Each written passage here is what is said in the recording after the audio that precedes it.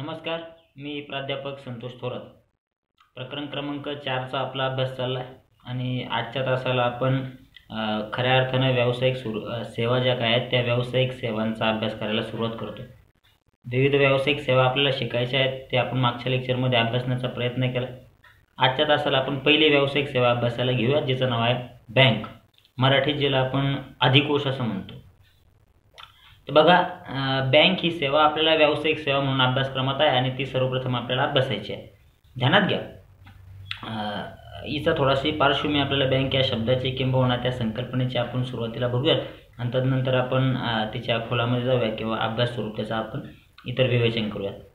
बघा, बँक हा शब्द आला कुठून? तर मुळात असा काही एक विशिष्ट शब्द नाही, किंबहुना त्याचा काही शब्दशः अर्थ जी काही प्रतिकृती आपल्याला बँकेची किंबहुना त्या व्यवस्थेची आजच्या तारखेला दिसते त्या स्वरूपाची ते नाही.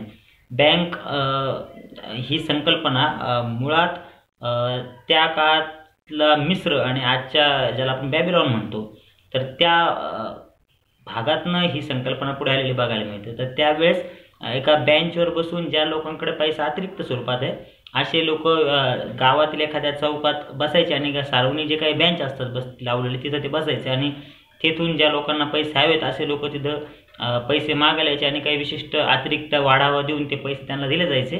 मग त्याला आपण थोडक्यात व्याज म्हणूयात. तर अशा स्वरूपाची ती एक रचना त्या काळात होती आणि ते बेंचवर बसून तो व्यवहार व्हायचा, म्हणून ते हळूहळू बेंच आणि ते पुढे जाऊन त्याला थोडंसं बँक या स्वरूपाचं नाव आलं असं म्हटलं जातं. तदनंतर ग्रीक साम्राज्य असेल किंबहुना रोमन साम्राज्य असेल, यामध्ये आपण बघितलं तर त्या बँकिंग व्यवसायाला थोडंसं एक शेप देण्याचा प्रयत्न झालेला आपल्याला दिसून येतो. नंतर चीन, चायना असेल किंबहुना भारत असेल, याच्या प्राचीन भारत आणि यापूर्वीचा प्राचीन चीन म्हणूयात, तर त्या कालखंडात देखील बँकेचे व्यवहार होताना किंबहुना त्या स्वरूपाची दस्तऐवज किंवा तसल्या नोंदी आपल्याला दिसतात. म्हणजे पैशाच्या देवाणघेवाणीचे व्यवहार करण्याचं कामकाज हे खूप आधीपासून होतं आणि त्याला एक त्या प्रसंगानुरूप किंवा ती स्थिती सापेक्ष बेंच आणि बेंचहून ते पुढं जात जात ते नाव बँक या स्वरूपात आलं. तर मराठीत आपण या बँकेला अधिकोष असं म्हणतो, हे ध्यानात धरा. तर या अधिकोष सेवेचा किंबहुना बँक सेवेचा आपल्याला अभ्यास करायचा. तर आपण सर्वजण बँक बघतो असं मला वाटत नाही. आपण ऐकणाऱ्यांपैकी खूप क्वचित लोक असतील, मुली प्रामुख्याने असू शकतात, परंतु मुलांमध्ये जर बघायचं ठरलं तर बँक बघितलीच नाही किंवा बँकेचे व्यवहार बघितले नाही असं होत नाही. ग्रामीण भागातील मुलं मुली आपल्याकडे आहेत, त्यामुळं अनेकदा होऊ शकतं की काही मुलींनी किंवा काही मुलांनी बघितले नसतील, परंतु बऱ्यापैकी परिचित संकल्पना आहे बँक आहे, बँकेचे व्यवहार आहेत, आपण सर्वजण त्याशी निगडीत आहोत किंबहुना ते बघतो किंवा त्या संदर्भाची माहिती आपल्याला आहे. आणि अशा या सेवेचा अभ्यास करायचा अतिशय सोपी आणि उपयोगाची आहे. काळाच्या ओघात आपल्याला त्यातील अनेक ज्या काही गोष्टी आहेत ज्या आपण आता या सेवेअंतर्गत शिकणार आहोत तर त्या आपल्याला भविष्यात आपली कामकाजं पार पाडताना, बँकेविषयीची कामकाजं पार पाडताना निश्चितपणे मदतीची ठरू शकतात. तर आता सर्वात प्रथम आपण अर्थ समजून घेऊयात की बँक कशाला म्हणतात. आता साधारणतः एक स्ट्रक्चरल व्याख्या किंबहुना काहीतरी एक शाब्दिक गुंतागुंतीचीच व्याख्या व्हावी असं नाही. एक महत्त्वाचं एक सांगायचं राहिलं, एक कायदा आहे भारतीय बँकिंग कायदा 1949, इंडियन बँकिंग रेग्युलेशन ॲक्ट 1949 ज्याला आपण म्हणतो. तर हा भारतीय बँकिंग नियमन कायदा जो काय तो कायदा त्या आधारे बँकेचे नियमन करण्याचं कामकाज त्या ठिकाणी पार पाडलं जातं त्या कायद्याच्या आधारे. आणि मग त्या कायद्याअंतर्गत काही व्याख्या आपल्याला बघायला मिळतात. अनेक सोप्या व्याख्या देखील आहे, अनेकदा काही अर्धवट वाटतात, काही पूर्ण वाटतात, परंतु आता काळाच्या ओघात बँकांनी स्वतःची कामं किंवा कार्यशैली बदललेली बघायला मिळते. त्यामुळे निश्चित स्वरूपाची एक परिपक्व व्याख्या आपल्याला बँकेची कुठेही अभ्यासायला मिळत नाही. तर आपण आपल्या सोप्या शब्दात एक व्याख्या करू शकतो. काही व्याख्या आपल्याला बघायला मिळतात. पैसे ग्राहकाकडून पैसे घेणारी आणि मागता क्षणी परत करणारी व्यवस्था म्हणजे बँक असं म्हटलं जातं.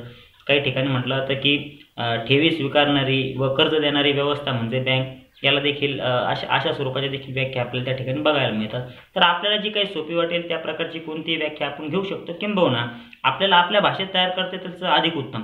आपल्याला ज्या प्रकारे बँक समजते किंवा बँकेत अमुक अमुक कामं चालतात बुवा, तर त्या अनुषंगाने देखील आपण व्याख्या करू शकतो. असं काही गरजेचं नाही की पुस्तकात एक विशिष्ट व्याख्या आणि तीच तुम्ही करायला हवी. तर साहजिकता तुम्हाला जे काही आकलन होतं त्या आधारे देखील तुम्ही या सेवेची किंवा बँक या शब्दाची एखादी व्याख्या करू शकतात. मग उदाहरणार्थ जनतेकडून ठेवी स्वीकारणारी आणि लोकांना कर्ज देणारी, व्याजाच्या बदल्यात कर्ज देणारी, मग तुम्ही असे शब्दप्रयोग वापरू शकतात की ज्या आधारे थोडीशी व्याख्या तुम्ही पहिल्यापेक्षा वेगळी होते. मग ठेवी स्वीकारणारी, ठेवीच्या बदल्यात व्याज देणारी, त्याचबरोबर कर्ज देणारी व कर्जाच्या बदल्यात व्याज स्वीकारणारी व्यवस्था, जिला आपण बँक असं म्हणू शकतो. तर अशा सोप्या व्याख्या देखील आपल्याला तयार करता येईल. तर याला आपण थोडक्यात बँकेची एखादी व्याख्या म्हणूयात आणि त्या पुढं आपण जाऊयात की आता नेमकी पुढं काय.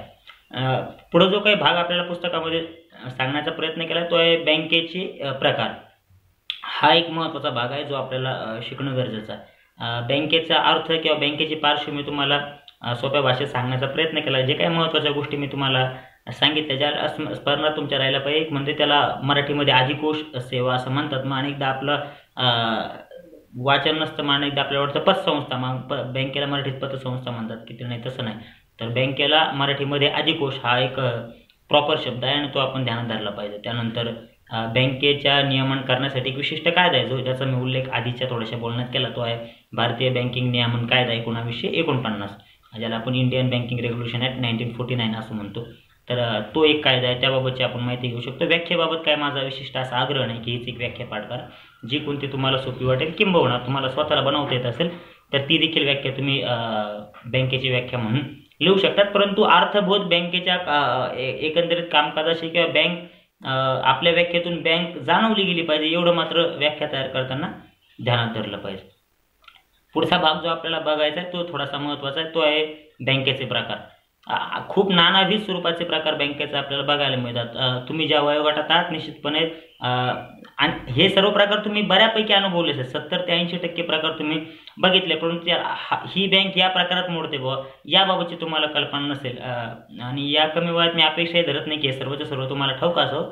परंतु आता या व्हिडिओ लेक्चरच्या माध्यमातून ऐकल्यानंतर बऱ्याचशा गोष्टी तुम्ही अवगत करा आणि आता यापुढे बँकेंना व्हिजिट करताना, भेट देताना आपण नेमकी कोणत्या प्रकारच्या बँकेला भेट देतोय हे समजून घेण्याचा प्रयत्न करा, जेणेकरून पुस्तकी अभ्यास प्रत्यक्षात उतरायला मदत होईल. तर बँकेचे प्रकार आपण अभ्यासतोय पुस्तकाप्रमाणे आपण घेऊया. तर सर्वात प्रथम जो काही पहिला प्रकार बँकेचा आहे तो आहे रिझर्व्ह बँक, मध्यवर्ती बँक. आता ही मध्यवर्ती बँक बघा प्रत्येक देशात ही असते. प्रत्येक देशात एक मध्यवर्ती बँक असते जी त्या देशातील आर्थिक व्यवहार बऱ्यापैकी नियंत्रित करण्याचं काम करते. प्रामुख्यानं चलनाच्या निर्मितीबाबतचं असेल किंबहुना इतर बँकांवर देखरेख ठेवण्यासाठी म्हणा तर एक मध्यवर्ती बँक तयार केली जाते. असं म्हणतात की डॉक्टर बाबासाहेब आंबेडकरांनी त्या प्रकारची सूचना त्यावेळेस केली होती की देशात एक प्रकारची मध्यवर्ती बँक असावी जी एकंदरीत आर्थिक शिस्त या देशाच्या एकंदरीत अर्थव्यवस्थेला लावेल, त्याचबरोबर बँकांना देखील आर्थिक शिस्त लावेल किंबहुना चलन निर्मितीचं कामकाज ती पार पडेल. तर अशा स्वरूपाच्या उद्देशानं बँक ही मध्यवर्ती बँक स्थापन केली जाते. भारतात जी काही मध्यवर्ती बँक आहे तिला रिझर्व्ह बँक ऑफ इंडिया आपण म्हणतो, भारतीय मध्यवर्ती बँक. भारतातील मध्यवर्ती बँकेला आपण म्हणतो reserve bank of India. Note ज्या काही चलनी नोट असतात त्याच्यावर आपल्याला हे नाव बघायला मिळतं. तर जसं बँक ऑफ इंग्लंड आहे, इंग्लंडमधील मध्यवर्ती bank, federal reserve bank of America, यासारख्या प्रत्येक देशामध्ये एक मध्यवर्ती बँक असते. तर भारतातील जी काही मध्यवर्ती बँक आहे ती भारतीय मध्यवर्ती बँक किंवा भारतीय रिझर्व्ह बँक ऑफ इंडिया अशी विविध नावं आपण त्याला देतो. तर हिचं जर कायदा बघितला तर 1934चा आहे. पुस्तकामध्ये थोडे चूक आहे. पुस्तकामध्ये 1944चा उल्लेख आणि रिझर्व्ह बँकेच्या स्थापनेला 1945 म्हटलं आहे. तर ती दुरुस्ती तुम्ही करून घ्या. रिझर्व्ह बँकेचा जो काही कायदा आहे तो 1934चा आहे आणि रिझर्व्ह बँकेची जी काही स्थापना आहे ती 1 एप्रिल 1935ची आहे. तर त्या तारखेला भारतात रिझर्व्ह बँकेची स्थापना झालेली आहे असं आपण त्या ठिकाणी म्हणू शकतो. तर ही रिझर्व्ह बँक काय काय कामं करते तर प्रामुख्याने 4 एक कामं मला त्यानं पुस्तकात सांगितली. एक म्हणजे मुख्य चलन निर्मिती. देशातील ज्या काही चलनी नोट आहेत त्या चलनी नोटांच्या निर्मिती करण्याचं काम, त्या छापण्याचं काम त्या ठिकाणी रिझर्व्ह बँक करते. आता हा भाग खूप अतिशय खोलवर आहे की कशा रीतीनं छापल्या जातात, कशाच्या आधारे छापल्या जातात, काय असेल तर त्यावर वेगळी चर्चा होऊ शकते. परंतु साधारणतः सोपं भाषेत सांगितलं तर चलनी नोटा छापण्याचं काम ती करते. त्यानंतर देशातील बँकांना शिस्त लावण्याचं काम करते. बँकाची धोरणं, वित्तीय धोरणं, आर्थिक धोरणं आखण्याचं काम रिझर्व्ह बँक करते आणि सर्व बँकांच्या मदतीला धावून जाण्याचं काम देखील काम रिझर्व्ह बँक करत असते, भारतीय रिझर्व्ह बँक. तर तिला थोडक्यात the lender of last resort देखील म्हटलं तर म्हणजे सरते शेवटी एखादी बँक खूप आर्थिक गर्तेत सापडलीच तर तिला त्या गर्तेतून सोडवण्यासाठी देखील रिझर्व्ह बँक त्या ठिकाणी सक्रिय भूमिका बजावते. तर सरकारची एक भूमिका किंवा सरकारची एक व्यवहार पार पाडून देणारी किंवा बँकांची बँक, शिखर बँक म्हणून देखील आपण मध्यवर्ती बँकेकडे बघू शकतो. ध्यानात घ्या, मध्यवर्ती बँकेबाबत ही देशात एकच असते. मध्यवर्ती बँक काय सगळ्या गावगाव शाखा आहे अशातला भाग नाही, ही एकच बँक असते आणि तिच्या काही शाखा काम करतात, परंतु रिझर्व्ह बँक ही एक व्यवस्था आहे मोठी. त्यानंतर रिझर्व्ह बँकेत सर्वसामान्य व्यक्ती, आपल्यासारख्या व्यक्ती खातं खोलू शकत नाही. ह्या ज्या काही विविध बँका आहेत ह्या बँका रिझर्व्ह बँकेच्या खातेदार असतात. सर्वसामान्य एखादा नागरिक किंवा व्यक्ती रिझर्व्ह बँकेचा खातेदार नसतो. हे देखील आपण आजच्या तारखेला ध्यानात धरूया. तर आपण पहिली जो काही प्रकार बघितला तो आहे रिझर्व्ह बँक, याला मध्यवर्ती बँक म्हटलं किंवा मध्यवर्ती बँक म्हटलं. भारताची मध्यवर्ती बँक कोणती, तर रिझर्व्ह बँक ऑफ इंडिया, भारतीय रिझर्व्ह बँक ही भारताची मध्यवर्ती बँक आहे, असं आपण देखील यातून शिकण्याचा प्रयत्न केला. एक पुस्तकातील कायदा आणि स्थापनेबाबतची जी काही दुरुस्ती आहे ते वर्षाबाबतची ती देखील मी तुम्हाला सांगितली.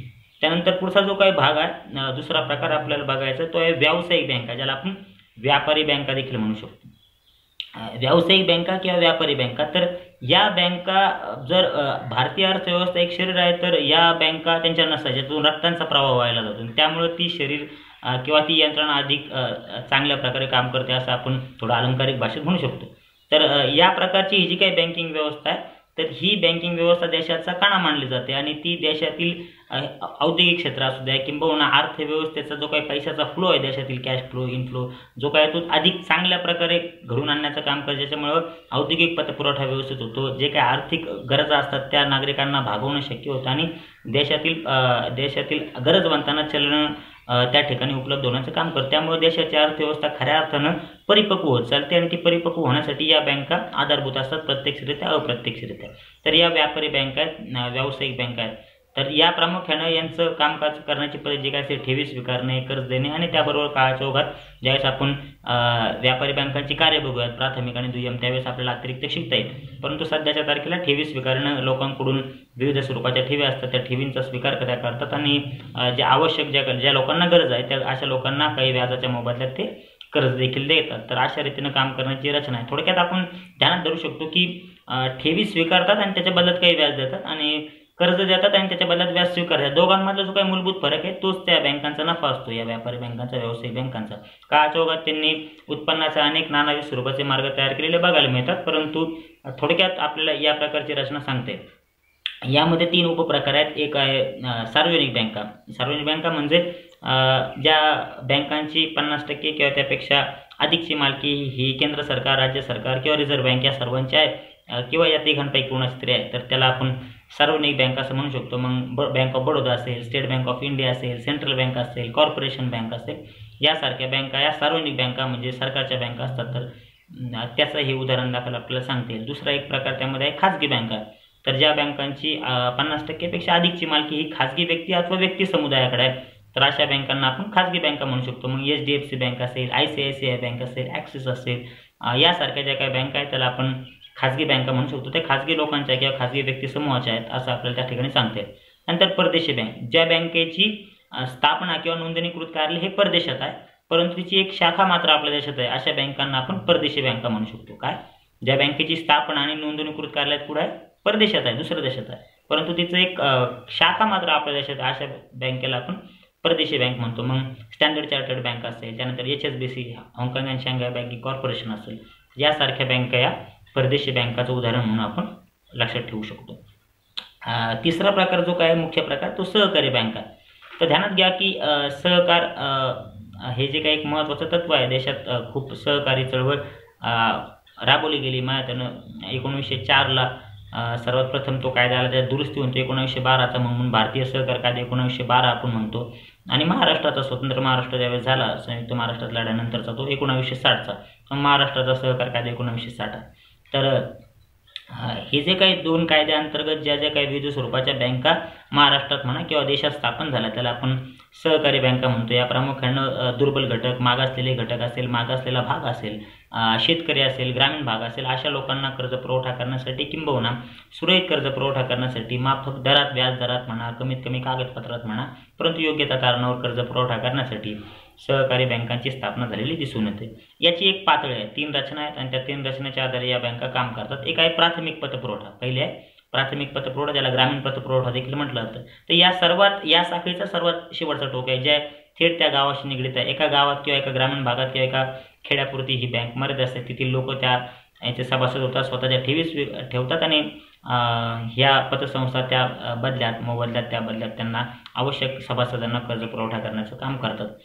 या सर्व प्राथमिक पतपुरवठा बँका या जिल्हा मध्यवर्ती सहकारी बँकेचं सभासद असतात. तर दुसरा प्रकार आहे जिल्हा मध्यवर्ती सहकारी बँक. जिल्ह्याच्या पातळीला काम करणाऱ्या सर्व सहकारी बँका आहेत आणि प्राथमिक पतपुरवठा सहकारी बँक ह्या जिल्हा मध्यवर्ती सहकारी बँकेच्या सभासद असतात. जिल्हा मध्यवर्ती सहकारी बँक ही जिल्हा स्तरावर काम करते, त्याचबरोबर ती तिथल्या लोकांना देखील सभासद करून घेते. ती राज्य मध्यवर्ती सहकारी बँक आणि प्राथमिक पतपुरवठा सहकारी बँक यांना जोडणारा दुवा आहे, ब्रिज आहे दोघांमधला, आणि या दोघांना ती जोडण्याचं काम करते. राज्य मध्यवर्ती सहकारी बँकेकडून जो का निधी येतो तो निधी खालील गटाकडे हस्तांतरित करण्याचं काम देखील जिल्हा मध्यवर्ती सहकारी बँकेकडून केलं जातं. आणि तिसरा प्रकार आहे राज्य मध्यवर्ती सहकारी बँक. जसं सर्वसाधारण बँकिंग व्यवस्थेमध्ये रिझर्व्ह बँक ही सर्वोच्च किंवा शिखर बँक मानली जाते, तसंच सहकार क्षेत्रातील राज्य मध्यवर्ती सहकारी बँक ही सर्वोच्च किंवा शिखर बँक मानली जाते. तर ती काय करते, या इतर जे काही दोन घटक आहे, मग जिल्हा मध्यवर्ती सहकारी बँक असेल किंवा प्राथमिक पतपुरवठा सहकारी संस्था असेल, तर यांना कर्ज पुरवठा किंवा निधीचं वाटप करण्याचं काम करते. त्याचबरोबर यांच्या कामकाजावर किंवा कारभारावर नियंत्रण ठेवण्याचं काम करते, त्यांना शिस्त लावण्याचं काम करते, प्रसंगी त्यांची तपासणी करण्याचं देखील कामकाज करते. एखाद्या व्यवहाराबाबत संशय वाटला तर त्या स्वरूपाचे अधिकार राज्य मध्यवर्ती सहकारी बँकेकडे देखील असतात. तर हे झाले 3 प्रकार. पहिला आपण बघितला रिझर्व्ह बँक म्हणजे मध्यवर्ती बँक, त्यानंतर दुसरा बघितला आपण व्यापारी बँका, व्यावसायिक बँका, त्याच्यामध्ये 3 उपप्रकार बघितले. तिसरा मुख्य प्रकार बघितला आपण सहकारी बँका, त्याच्यात देखील आपण 3 उपप्रकार बघितले. चौथा जो काही स्वतंत्र प्रकार आहे तो आहे औद्योगिक बँका. तर देशामध्ये औद्योगिकरणाला चालना मिळावी, उद्योगधंदे स्थापन व्हावे, उद्योगांना लागणारा दीर्घ मुदतीचा किंबहुना मध्यम मुदतीचा कर्ज पुरवठा अधिक सुरळीतरित्या उपलब्ध व्हावा, यासाठी ज्या बँकांची स्थापना झाली किंबहुना स्थापन झाल्या त्याला आपण औद्योगिक बँका म्हणतो. या प्रामुख्याने औद्योगिक विकासास किंवा औद्योगिकरणाला चालना देण्यासाठी काम करताना आपल्याला बघायला मिळतं. या मध्यम मुदत आणि दीर्घ मुदतीचा कर्ज पुरवठा करतात. एक्झॅक्टली टेक्निकली मला सांगता येणार नाही, परंतु सर्वसाधारणतः 1 वर्ष ते 1 वर्षापेक्षा जास्त आणि 5 वर्षापेक्षा कमी कालावधीसाठी जे काही कर्ज असतं त्याला आपण मध्यम मुदतीचं कर्ज म्हणू शकतो, आणि 5 वर्षापेक्षा अधिकचा जो काही कालावधी आहे त्याला आपण दीर्घ मुदतीचं कर्ज म्हणू शकतो. तर अशा स्वरूपाचा कर्ज पुरवठा करण्याचं काम या बँका करतात. IFSC ज्याला आपण industrial financing corporation of India limited म्हणा, नंतर महाराष्ट्र राज्य औद्योगिक वित्त पुरवठा महामंडळ असेल, यासारख्या बँका या औद्योगिक बँकाचं उदाहरण आपल्याला सांगते. यांची कार्याची काही पुस्तकात सांगितल्यामध्ये प्रामुख्यानं दीर्घ मुदतीचा आणि मध्यम मुदतीचा कर्ज पुरवठा आवश्यक घटकांना किंवा सभासदांना करणं हे त्यामागचं मुख्य कार्य सांगितल्यानंतर ज्या काही सार्वजनिक मर्यादित कंपन्या आहेत त्यांचे समभाग खरेदी करणं हे देखील कार्य त्या ठिकाणी ते पार पाडतात.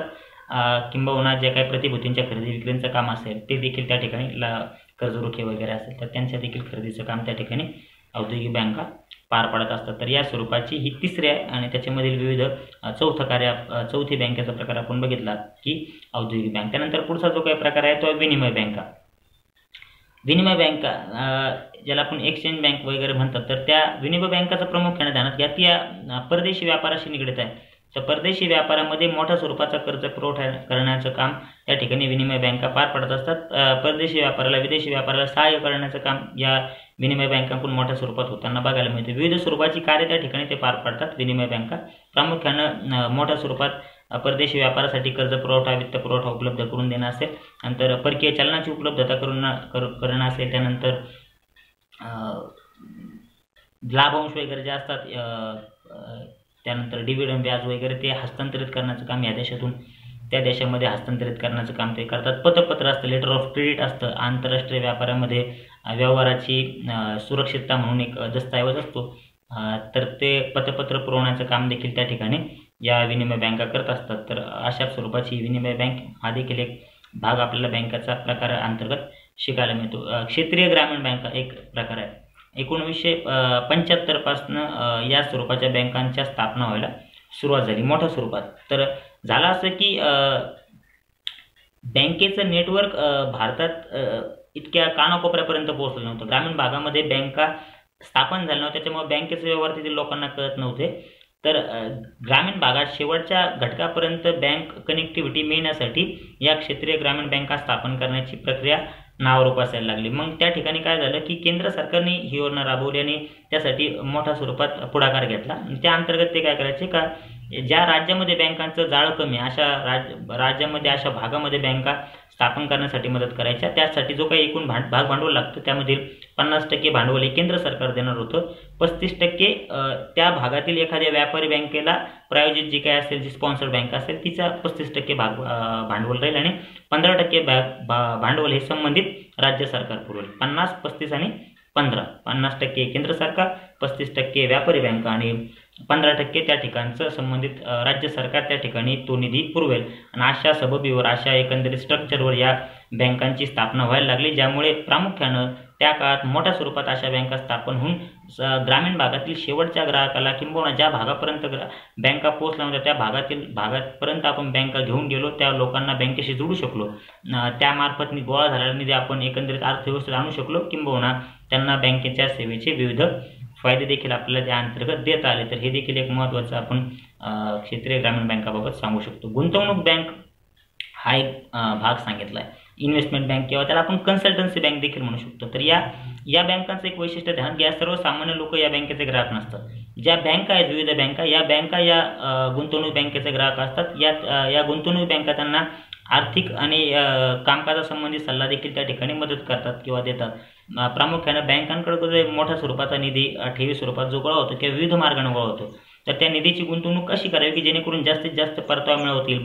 बाजारातील जी काही आर्थिक स्थिती आहे भविष्याबाबतच्या ज्या काही संकल्पना आहे तर त्याबाबतचा देखील अभ्यास या बँकाचे जे काही एक्सपर्ट लोक असतात ती करतात आणि त्या स्वरूपाचं ज्ञान या विविध जे काही ग्राहक बँका आहेत त्यांना देण्याचं काम करतात की जेणेकरून त्या बँकांना आपल्याकडे उपलब्ध असलेल्या निधीचा जास्तीत जास्त फायदा करून घेता येईल. तर या ठिकाणी त्या स्वरूपाच्या गुंतवणूक बँका आपल्याला त्या ठिकाणी म्हणता येईल इन्व्हेस्टमेंट बँक किंवा कन्सल्टन्सी बँक, त्याला आपण दुसऱ्या अर्थाने म्हणू शकतो. एक भाग आणखी आहे तो आहे विशेष बँका. विशेष कार्यासाठी स्थापन झालेल्या बँक त्याला आपण थोडक्यात विशेष बँका म्हणू शकतो. तर या बँकांचं काही सर्वसाधारण कार्य करत नाही. त्या बँकांवर प्रत्येक बँकेवर एक विशिष्ट स्वरूपाची जबाबदारी आहे आणि ते क्षेत्र सोडून इतर क्षेत्रात ते बँका काम करत नाही किंवा त्यासाठी त्या क्रियाशील नसतात, त्यामुळे त्यांना विशेष बँक असं म्हटलं जातं. तर 3 प्रकारच्या विशेष बँक आपल्याला शिकायला मिळतात. सर्वात प्रथम जी काय ती एक्झिम आहे, आयात निर्यात बँक. Exim export import. भारतीय आयात निर्यात बँक जी काय ती विशेष बँकेच्या अंतर्गत आपल्याला सर्वप्रथम शिकायला मिळते. आंतरराष्ट्रीय व्यापारात परदेशी व्यापारात आयात निर्याती संबंधीचे कामकाज करणारे जे काही आंतरराष्ट्रीय व्यापारातील खरेदीदार विक्रेते अशांना कर्ज पुरवठा करण्यासाठी आंतरराष्ट्रीय व्यापाराला चालना देण्यासाठी ही बँक स्थापन झालेली बघायला मिळते. आयातदार निर्यातदारांना त्यांच्या व्यावसायिक कामासाठी जो काही कर्ज पुरवठा वित्त पुरवठा लागतो तर या बँकेमार्फत तो पुरवला जातो. त्यानंतर त्या संबंधित देशामध्ये व्यवसायासाठी कशा प्रकारचं वातावरण त्यासंबंधीची काही माहिती हवी असले तर ती माहिती गोळा करण्याचं काम त्यांच्या सोर्सेसमार्फत आणि आवश्यक घटकांना ते पुरवण्याचं काम देखील या ठिकाणी या बँकांमार्फत पार पाडलं जातं. आंतरराष्ट्रीय व्यापारात अग्रणी स्वरूपाची बँक आहे जी आयातदार निर्यातदारांना प्रामुख्याने भारतीय आयातदार आणि भारतीय निर्यातदारांना त्या ठिकाणी मदत करताना दिसते. दुसरी बँक जी आपल्याला विशेष बँक अंतर्गत शिकायला मिळते लघु उद्योग विकास, भारतीय लघु उद्योग विकास बँक जिला आपण सिडबी म्हणतो, small industries development bank of India. तर ही जी काही सिडबी आहे भारतीय लघु उद्योग विकास बँक ही प्रामुख्यानं लघु उद्योगाच्या पुनर्जीवनासाठी किंवा त्याला मदत करण्यासाठी स्थापन झालेली बघायला मिळते. त्याचबरोबर ग्रामीण भागाचे जे काही तत्सम उद्योग आहेत अशा उद्योगांना देखील मदत करण्याचं काम त्या ठिकाणी सिडबीमार्फत पार पाडलं गेलेलं आपल्याला निश्चितपणे सांगता येईल. लघु उद्योगामध्ये विशिष्ट स्वरूपाचे नाही, अतिलघु असेल, मध्यम स्वरूपाचे असेल किंवा लघु उद्योग असेल, अशा सगळ्या स्वरूपाच्या लघु उद्योगांना कर्ज पुरवठा करण्याचं काम त्या ठिकाणी केलं. मग सेवा क्षेत्र असेल किंवा औद्योगिक क्षेत्र असेल तर अशा सगळ्याला त्या ठिकाणी सिडबीमार्फत मोठ्या स्वरूपाचा कर्ज पुरवठा निधी उपलब्ध करून दिला गेलेला बघायला मिळतो, ज्यामुळं लघु उद्योगांमध्ये मोठ्या स्वरूपात वाढ झालेली आपल्याला बघायला मिळते. लघु उद्योग हा भारतीय अर्थव्यवस्थेचा कणा मानला जातो. जवळपास जो काही एकंदरीत GDP आहे त्याच्यामधला 35 ते 40% हिस्सा हा लघु उद्योगाचा आहे आणि तो घडवून आणण्यामध्ये सिडबीची एक मोठी भूमिका राहिलेली आहे, हे देखील आपण निश्चितपणे सांगू शकतो. तिसरी जी विशेष बँक आपल्याला शिकायची आहे ते NABARD, national apex bank for agricultural and rural development, भारतीय कृषी आणि ग्रामीण विकास बँक जिला आपण म्हणतो. तर ही बँक प्रामुख्यानं कृषी क्षेत्रातील सर्वोच्च बँक मानली जाते. शेती क्षेत्रातील किंवा कृषी क्षेत्रातील सर्वोच्च बँक म्हणून आपण नाबार्डकडे बघतो। तर ग्रामीण भागातील प्रामुख्याने शेती क्षेत्राशी संबंधित ज्या काही विविध समस्या आहेत त्या सोडवण्यासाठी पायाभूत समस्या ज्या काही ग्रामीण भागात आहेत त्यावर हे करण्यासाठी अप्रत्यक्षरित्या ज्या सेवा शेतीला मदत करतात किंवा शेतीशी जे काही पूरक उद्योगधंदे आहेत तर अशा सगळ्या उद्योगांना कर्ज पुरवठा करण्यासाठी किंबहुना निधी उपलब्ध करून देण्यासाठी नाबार्ड त्या ठिकाणी काम करते आणि त्या नाबार्ड वैयक्तिक पातळीवर काम करते किंवा इतर ज्या काही सहकारी बँका आहे किंवा इतर ज्या काही सहभागी बँका आहे नाबार्डच्या अंतर्गत किंवा त्याच्याशी टायअप केलेलं तर त्या बँकाच्या मार्फत आपल्या शेवटच्या घटकापर्यंत पोहोचण्याचं काम त्या ठिकाणी करते। नाबार्ड अनेकदा सरकारला सल्ला देण्याचं काम करते। विविध सरकारी योजना ज्यावेळेस शासनाला राबवायच्या असतात त्यावेळेस नाबार्डकडे जी काही ग्रामीण भागाची किंवा इतर क्षेत्राबाबतची शेती क्षेत्राची प्रामुख्याने जी काही विशेष माहिती असते तर ती देखील त्या ठिकाणी देते की जेणेकरून धोरणं राबवणं त्या ठिकाणी शासनाला अधिक सोयीस्कर किंवा सोपं होईल। तर अशा स्वरूपाच्या विविध बँका त्या ठिकाणी आहेत आणि त्या सर्व बँकांचे प्रकार आपल्याला शिकायला मिळतात। मागच्या वर्षी देशी बँकर्स एक होता, यावर्षीच्या अभ्यासात तेच नाही तर ज्यावेळेस प्रचलित बँकिंग व्यवस्था स्थापन होण्यापूर्वी देखील सावकारी स्वरूपाची बँकिंग नाही का आपल्या देशात चालायची त्याला त्या ठिकाणी देशी बँकर्स व्यवस्था त्या ठिकाणी म्हटलं होतं। माझ्या आम्ही मागच्या वर्षीच्या विद्यार्थ्यांसाठी आभासी बँका असा एक प्रकार तयार केला होता। पेटीएम किंवा गुगल पे, फोनपे असा त्या अनुषंगाने आम्ही एक प्रकार त्या ठिकाणी पुस्तकात नसताना देखील आम्ही आमच्या शिकण्याचा भाग म्हणून तयार केला होता। जे अशा बँका ज्याची कुठेही शाखा नाही परंतु प्रत्यक्षात मात्र बँकेचे व्यवहार त्या ठिकाणी पार पडला तर त्याला आम्ही आभासी बँक म्हणायचो। मग आम्ही त्यामध्ये गुगल पे, फोनपे यासारख्या जे काही पेटीएम असेल तुमचं तर त्या स्वरूपाच्या घटकांना त्या ठिकाणी उदाहरण दाखल वापरायचो। तर ह्या सर्व ज्या काही आपण आजच्या तारखेला शिकलो त्या बँकाचे प्रकार होते। रिझर्व्ह बँक जो काही आपण सर्वात पहिला मध्यवर्ती बँक हा पहिला प्रकार बघितला। दुसरा बघितला आपण व्यापारी बँका किंवा व्यावसायिक बँका, त्या अंतर्गत आपण 3 उपप्रकार बघितले। एक होता सार्वजनिक बँका, सरकारी बँका, दुसरा होता खाजगी बँका आणि तिसरा होता परदेशी बँका। नंतर आपण तिसरा भाग बघितला स्वतंत्र तो होता सहकारी बँका। त्याच्या अंतर्गत आपण पुन्हा 3 उपप्रकार बघितले। प्राथमिक पतपुरवठा सहकारी बँक, त्यानंतर दुसरा बघितला जिल्हा मध्यवर्ती सहकारी बँक, तिसरा जो आपण बघितला तो होता राज्य मध्यवर्ती सहकारी बँक। त्यानंतर चौथा जो काही स्वतंत्र प्रकार आपण बघितला तो होता औद्योगिक बँका। त्यानंतर पुढचा आपण जो काही प्रकार बघितला तो होता विनिमय बँका, त्यानंतर क्षेत्रीय ग्रामीण बँका, त्यानंतर गुंतवणूक बँका, त्यानंतर विशेष बँका। विशेष बँका अंतर्गत पुन्हा आपण 3 प्रकार बघितले। एक होता भारतीय आयात निर्यात बँक ज्याला आपण एक्झिम बँक म्हणलो, त्यानंतर सिडबी एक बघितला आणि तिसरा आपण सरतेशेवटी बघितला तो होता नाबार्ड। एकंदरीत हे सर्व होते बँकेचे प्रकार। आपल्याला पुढचा भाग देखील आपल्याला अजून सविस्तर आहे तो बघायचा, परंतु आजच्यात असेल आपण इथपर्यंत थांबूयात बँकेच्या प्रकारावर। खूप मोठा किंवा लेंदी व्हिडिओ असेल किंबहुना खूप जास्तीचा कंटेंट त्यामध्ये आला आहे, परंतु तुकडे करणं मला योग्य वाटलं नाही।